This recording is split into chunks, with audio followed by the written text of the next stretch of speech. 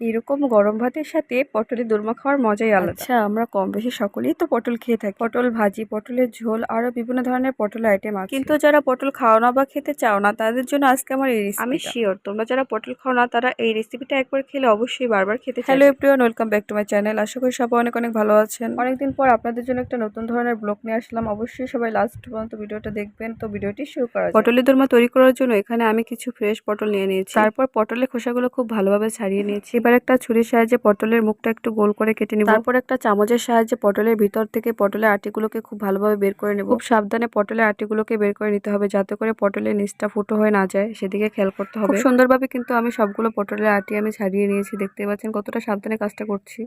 এভাবে পটলের আটিগুলো ভালোভাবে ছাড়িয়ে নিবে। পটলের আটিগুলো ছাড়ানো হলে এবার পটলটাকে খুব সুন্দরভাবে ধুয়ে ফেলে এবার যেটা করতে হবে, পটলের পুর তৈরি করতে হবে। আর পুর তৈরি করার জন্য এখানে আমি কিছু গরুর মাংস নিয়ে নিয়েছি। আপনারা চাইলে চিকেন, মাটন, যে কোনো ধরনের মাছ বা ডিম দিয়েও এটা করতে পারবেন, কিন্তু আজকে আমি এটা গরুর মাংস দিয়ে করছি। কিন্তু অন্যান্য সময় বেশিরভাগ ক্ষেত্রে আমি মাছ বা ডিম দিয়ে এটা করি। আপনারা আপনাদের পটল অনুযায়ী গরুর মাংসটা নেবেন। তো যাই হোক, গরুর মাংসগুলোকে আপনারা টুকরো টুকরো করে কেটে নেবেন। গরুর মাংসটা যেহেতু একটা শক্ত মাংস, তাই এটা সিদ্ধ হতে অনেক টাইম লাগবে। গরুর মাংসটা টুকরো টুকরো করে কেটে ফেলার পর তারপর ছুরির সাহায্যে এটাকে আমি খুব ভালোভাবে কিমা বানিয়ে ফেলবো। এতে করে খুব তাড়াতাড়ি গরুর মাংসটা সিদ্ধ হয়ে যাবে আর রান্নাটাও খুব ভালো হবে। আমি কিন্তু খুব ভালোভাবে মাংসটাকে কিমা করে নিয়েছি। এবার একটা বাটিতে কিমা করা মাংসটাকে নামিয়ে নিলাম। এবার একটা কড়াইতে আমি সাদা তেল দিয়ে দিলাম। তারপর লবণ আর হলুদ দিয়ে মেখে পটলগুলোকে খুব ভালোভাবে ভেজে নিতে হবে। কিছুক্ষণ নাড়াচাড়া করার পর পটলের উপর ঢাকনা দিয়ে দিব, যাতে করে 60 থেকে 70% সিদ্ধ হয়ে যায় পটলটা। কিছুক্ষণ পর ঢাকনাটা তুলে আবার একটু পটলটা নেড়ে ছেড়ে নিব। দেখতেই পাচ্ছেন পটলের দুপাশে কিন্তু খুব সুন্দরভাবে দাগ পড়ে গেছে। এখন পটলটা হয়ে গেছে। এবার আমি পটলটাকে উঠিয়ে নেব। এভাবে আমি সবগুলো পটল একসাথে ভেজে উঠিয়ে নিয়েছি। এবার যেটা করতে হবে, পটলের জন্য পুর তৈরি করতে হবে। পুর তৈরি করার জন্য পটল ভাজার ওই কড়াইতে আমি কিছুটা পেঁয়াজ ভেজে নিচ্ছি। খুব ভালোভাবে পেঁয়াজটাকে ভেজে নিব। পেঁয়াজটা যাতে খুব ভালোভাবে সিদ্ধ হয়ে যায়, তাই এখানে কিছুটা লবণ অ্যাড করে দিব।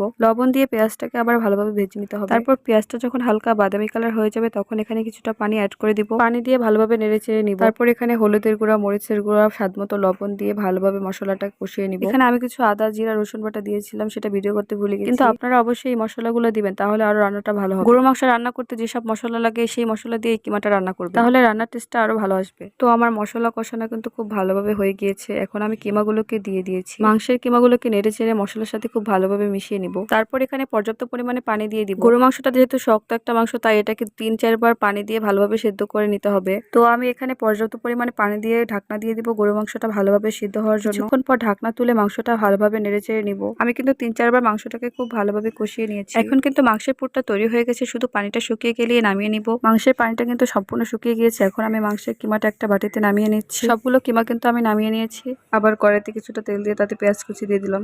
পেঁয়াজগুলোকে খুব ভালোভাবে ভেজে নিব, যাতে করে একটা ব্রাউন কালার চলে আসে। পেঁয়াজটা কিন্তু খুব সুন্দর একটা ব্রাউন কালার হয়ে গিয়েছে। এখন আমি এখান থেকে কিছুটা পেঁয়াজ বেরেস্তা তুলে রাখবো ডেকোরেশন করার জন্য। আর বাকি পেঁয়াজগুলোতে আমি কিছুটা পানি দিয়ে ভালোভাবে নেড়ে চেড়ে নিব, যাতে করে পেঁয়াজটা পুড়ে না যায়। তারপর এখানে আদা বাটা, রসুন বাটা, জিরা বাটা, হলুদ, মরিচ, লবণ সবকিছু দিয়ে মশলাটা খুব ভালোভাবে কষিয়ে নিব। মশলাটা আমি 2-3 বার পানি দিয়ে ভালোভাবে কষিয়ে নিচ্ছি, এতে করে মশলার কাঁচা গন্ধ দূর হয়ে যাবে। তো এখানে আমার মশলাটা যতক্ষণ হতে থাকবে, ততক্ষণ আমি অন্য একটা কাজ করব। কাজটা হলো পটলের ভিতরে পুর ভরতে হবে। এতক্ষণ সময় পটলের পুরগুলো বেশ খানিকটা ঠান্ডা হয়ে গিয়েছে। এখন আমি পটলের ভিতরে পুর ভরার জন্য পটল ভাজা আর পটলের পুরগুলো একসাথে নিয়ে আসলাম। অল্প অল্প করে পটলের ভিতরে পুরগুলো ভরে নিব। খুব সাবধানে পুরগুলো ভরতে হবে, যাতে করে পটলের নিচটা ফুটো হয়ে না যায়। তো এইভাবে আমি সবগুলো পটলের ভিতরে পুর ভরে নিব। তো আমি সবগুলো পটলের ভিতরে কিন্তু খুব সুন্দরভাবে পুরগুলো ভরে নিয়েছি। এখন এগুলোকে রান্না করার পালা। চুলায় যে মশলাটা রেখে এসেছিলাম, সেটাতে পর্যাপ্ত পরিমাণে পানি দিয়ে দিয়েছি। এখন একটা একটা করে সবগুলো পটল আমি খুব সুন্দরভাবে দিয়ে দিচ্ছি। এখন এটাকে ঢাকা দিয়ে 5 মিনিট রান্না করব। এখন ঢাকনা তুলে পটলটা একটু হালকা নেড়ে চেড়ে নিব। তো আমার পটলের দোরমা কিন্তু হয়ে গিয়েছে। এখন এটা পরিবেশন করার পালা। একটা প্লেটে নামিয়ে নিয়ে উপরে পেঁয়াজ বেরেস্তা ছড়িয়ে সুন্দরভাবে পরিবেশন করে ফেললাম। তৈরি হয়ে গেল মজাদার পটলের দোরমা। তো আজকের ভিডিওটি যদি আপনাদের কাছে ভালো লাগে, অবশ্যই লাইক, কমেন্ট, শেয়ার করতে একদমই ভুলবেন না। নেক্সট ভিডিওতে আবার দেখা হবে। সবাই ভালো থাকবেন। সেই পর্যন্ত আল্লাহ হাফেজ।